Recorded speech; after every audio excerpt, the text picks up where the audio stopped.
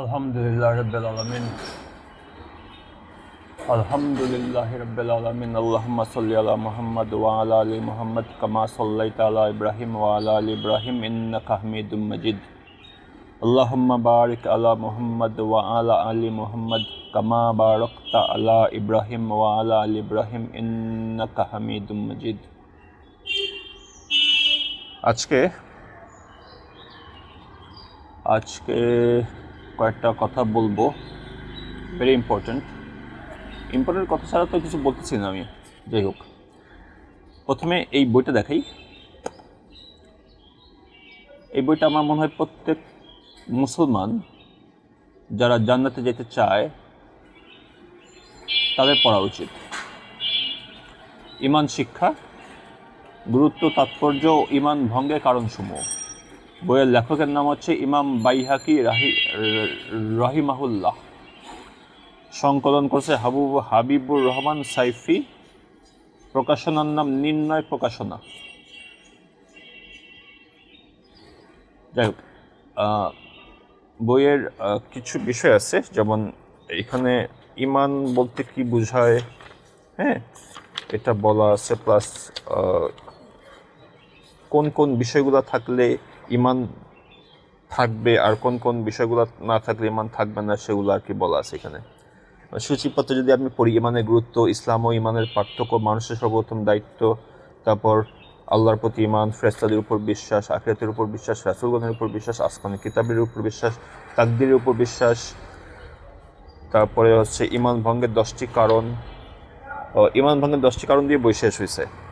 তো ঈমান ভঙ্গের 10টি কারণের মধ্যে আছে আল্লাহর সাথে শিরক করা, আল্লাহ ও বান্দার মধ্যে কাউকে মধ্যস্থতাকারী বানানো, আল্লাহ ও বান্দার মধ্যে কাউকে মধ্যস্থতাকারী বানানো, রাসূলকেও না, হ্যাঁ, এটাকে রাসূলকেও বানানো, মধ্যস্থতাকারী বানানো যাবে না আল্লাহ ও বান্দার মধ্যে। কোনো পীর ফকিরবাদী, কাফির মুশরিকদের কাফির মনে না করা, এটাও ঈমান ভঙ্গের একটি কারণ। তারপর রাসূলুল্লাহ সাল্লাল্লাহু আলাইহি সাল্লামের তরিকার থেকে অন্য কারো তরিকাকে উত্তম ও স্বয়ংসম্পূর্ণ মনে করা এবং তার আইনের থেকে তাগুতের আইনকে উত্তম মনে করা, এটা হচ্ছে ঈমান ভঙ্গের একটা কারণ। তারপরে মুহাম্মদ সাল্লাল্লাহু আলাইহি সাল্লামের উপর আল্লাহ নাযিলকৃত কোনো বিধানকে অপছন্দ করা, যেটা অনেকেই করে। মানে এটা নিয়ে আজকে একটু বেশি কথা বলবো, এই পার্টিকুলার টপিকটা নিয়ে। তারপর ইসলামের কোনো বিষয় নিয়ে ঠাট্টা বিদ্রুপ করা, এটাও আছে। তারপর জাদুবিদ্যার চর্চা ও বিশ্বাস করা এবং তার উপর সন্তুষ্ট থাকা, মুসলিমদের বিরুদ্ধে অমুসলিমদেরকে সহায়তা করা, ইসলাম ব্যতীত অন্য ধর্মের মাঝেও পরকালীন মুক্তি আছে বলে বিশ্বাস করা। This is a very sad thing. মানে এই জিনিসটা অনেকে করে এবং এই যুগের মুসলমানদের মধ্যে মুসলমান নামধারী অনেকে আছে যাদের আসলে মানে মস্তিষ্কের যদি ঈমানের কোনো একটা স্পেকট্রাম ধরি, স্পেকট্রামের এক বামে আছে নাস্তিকতা আর ডানে আছে হচ্ছে ঈমান, ডানের মানে ফুল ডানে আছে ঈমান, তাহলে তাদের কাঁটাটা খানিকটা নাস্তিকতার দিকেই আর কি। যদিও নাস্তিকতার দিকে পুরোপুরি ঝুঁকা যায় নাই, রেড সিগনালে পড়ে নাই, কিন্তু একটু কাছাকাছি কমলা হলুদের দিকে আর কি। দে থিঙ্ক দ্যাট ইসলাম ব্যতীত অন্য ধর্মের মাঝেও পরকালীন মুক্তি আছে, অর্থাৎ হিন্দু ধর্ম, বৌদ্ধ ধর্ম, খ্রিস্টান ধর্ম, এগুলার যারা ঠিকমতো এইসব ধর্ম পালন করবে এবং এইসব ধর্মের ভগবানদেরকে মানবে, তারাও আলটিমেটলি বেহেশতে যাবে, এরকম অনেকে মনে করে। যাই হোক, এটা নিয়ে আমি আপাতত কথা বলবো না, এটা জাস্ট আমি এখানে উল্লেখ করে দিয়ে দিলাম। যারা চায় বইটা পড়ে ডিটেল ব্যাখ্যা জেনে নেবেন। তারপর আছে দিন থেকে বিমুখ হওয়া, অর্থাৎ মানে ইসলাম থেকে বিমুখ হয়ে ইহকালীন জীবনে বেশি মনোযোগী হওয়া, এটাও আসলে ঈমান ভঙ্গের একটা কারণ। যাই হোক, আমি যে জিনিসটা নিয়ে আজকে কথা বলবো সেটা হইতেছে গিয়ে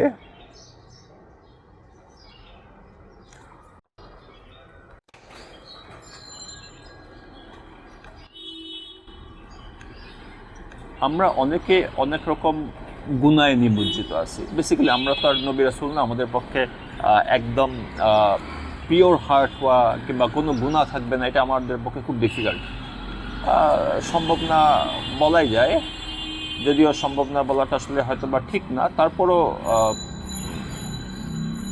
মোরলেস, কারণ একদম একদম হচ্ছে গিয়ে গুনাহ থাকবে না, একদম নিষ্পাপ হচ্ছে নবী রাসূলরাই। নবী রাসূল ছাড়া বাকি সবাই মোটামুটি কম বেশি গুনাহ তো আছেই, কারো কম কারো বেশি আছে, থাকবে। হ্যাঁ, পুরোপুরি নিষ্পাপ হওয়া সম্ভব না। কথা হচ্ছে গুনাহ করা এক জিনিস, আর গুনাহকে গুনাহ মনে না করা is a totally different thing. আপনি গুনাহ করবেন, আপনি কুফর করতেছেন। অর্থাৎ ফর এন এক্সাম্পল, আপনি মদ খাবেন, মদ খাওয়া একটা গুনাহ। আপনি জানেন মদ খাওয়া গুনাহ, তারপর আপনি মদ খাইতেছেন, আপনি কিন্তু গুনাহ হইতেছে, আপনি কিন্তু কুফরি করতেছেন, আল্লাহর হুকুম অমান্য করতেছেন, এবং এর জন্য আপনাকে শাস্তি পাইতে হবে।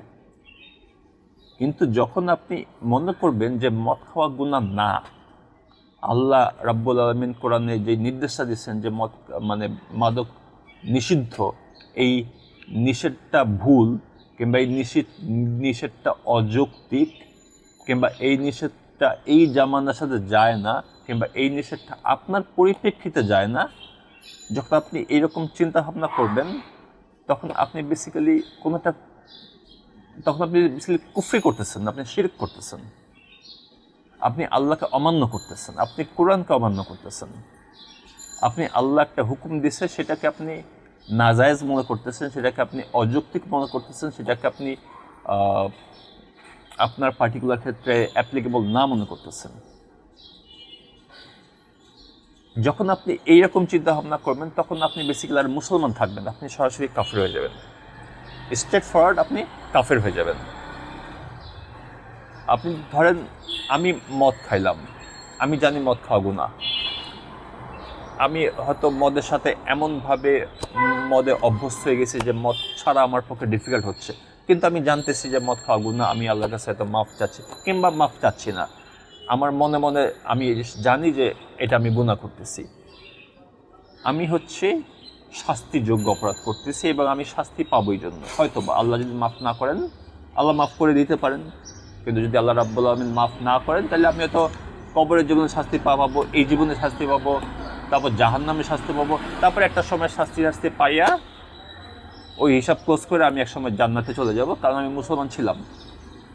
কিন্তু আমি যখন এইরকম চিন্তা ভাবনা করবো যে না, মদ খাওয়া গুনাহ না, তখন বেসিক্যালি আমি কাফের হয়ে যাচ্ছি, স্ট্রেট ফরওয়ার্ড আমি তখন কাফের হয়ে যাচ্ছি। তখন আমার উপরে আর ওই যে মিজানের পাল্লা কায়েম হবে, দাড়ি পাল্লা কায়েম হবে, ন্যায় দেখা হবে, অন্যায় দেখা হবে, তারপরে হিসাব করে ন্যায়ের পাল্লা ভারী না গুনার পাল্লা ভারী, ন্যায়ের পাল্লা ভারী হলে বেহেশত, গুনার পাল্লা হলে জাহান্নাম, এবং জাহান্নামে কিছুদিন কাটাইয়া তারপর আমি জাহান্নামের শাস্তি ভোগ করে তারপর আমি একটা সময় মুসলমান হিসেবে আবার বেহেশতে যাব।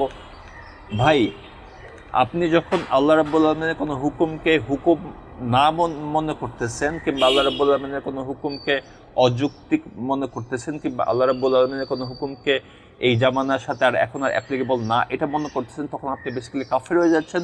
এবং যখন আপনি কাফের হয়ে যাচ্ছেন, তখন আপনার জন্য আর মিজান অ্যাপ্লিকেবল না, আপনার জন্য কাফের জন্য একটাই শাস্তি, one way ticket, straight go two জাহান্নাম।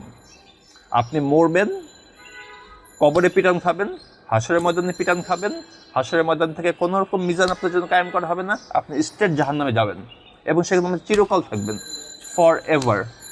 এরকম না যে কিছুদিন শাস্তি কাটায় তারপর বেঁচে যাবেন, নো, কিছুদিন শাস্তি কাটা আপনি বেঁচে যাবেন না।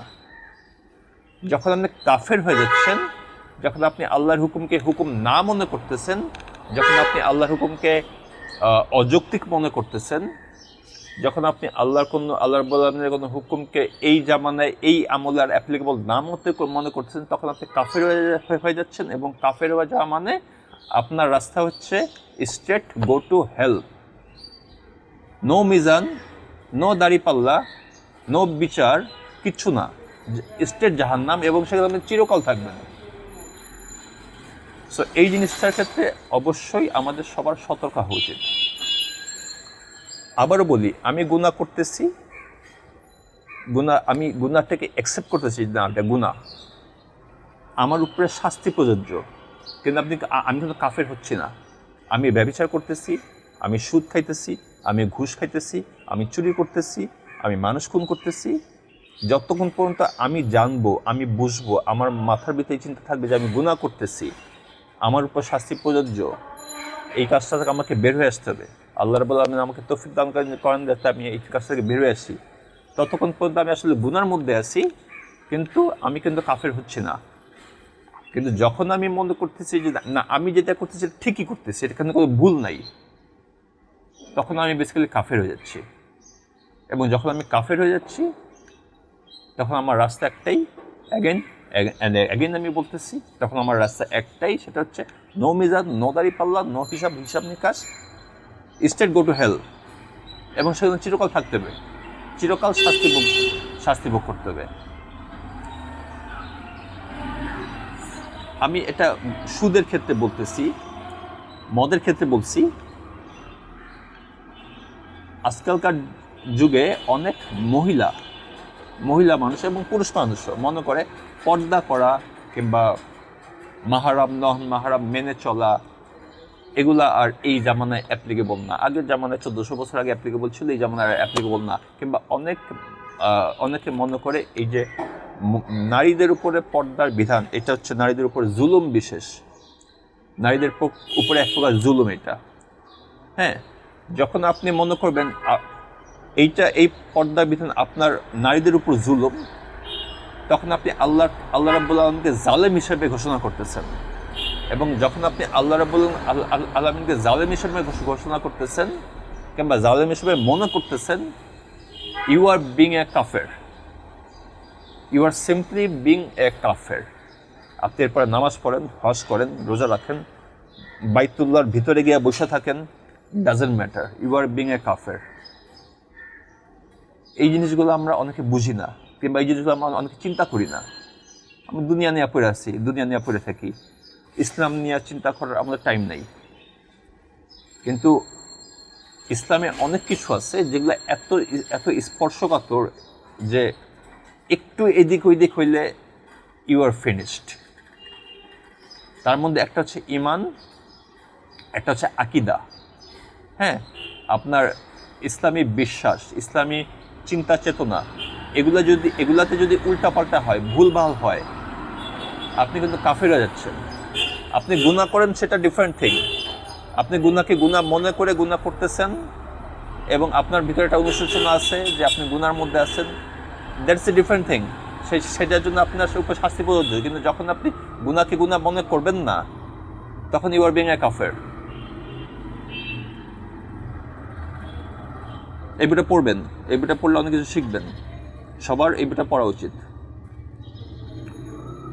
ন্যাশনাল আইডি কার্ড, আপনি যখন মরবেন, কবরে আপনার যখন মুনকার নাকির আসবে, তখন তারা বলবেন না, ভাই আপনার ন্যাশনাল আইডি কার্ডটা দেখান তো একটু দেখি, ন্যাশনাল আইডি কার্ডে আপনার ধর্ম কী লেখা আছে, ইসলাম লেখা আছে না অন্য কিছু লেখা আছে।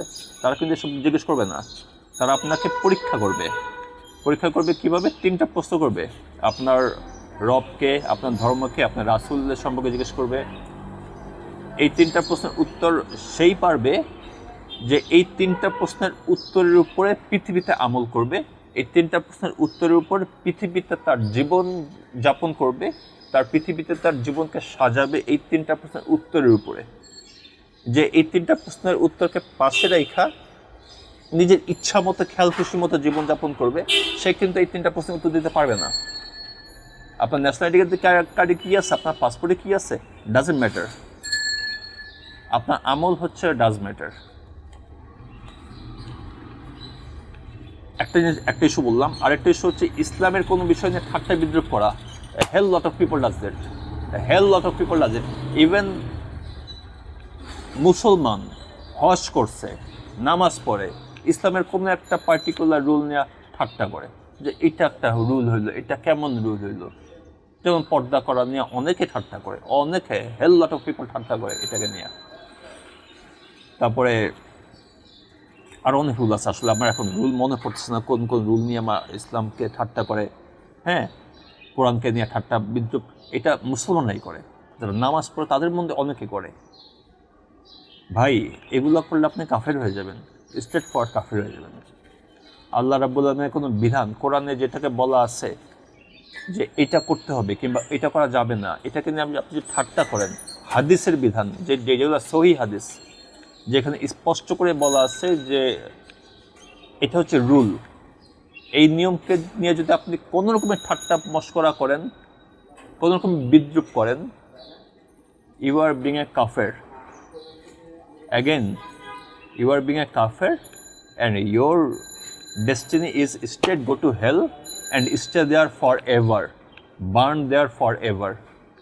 Got it? আবার বলি, বইটা পড়বেন, very important book. Assalamu alaikum warahmatullahi wabarakatuh.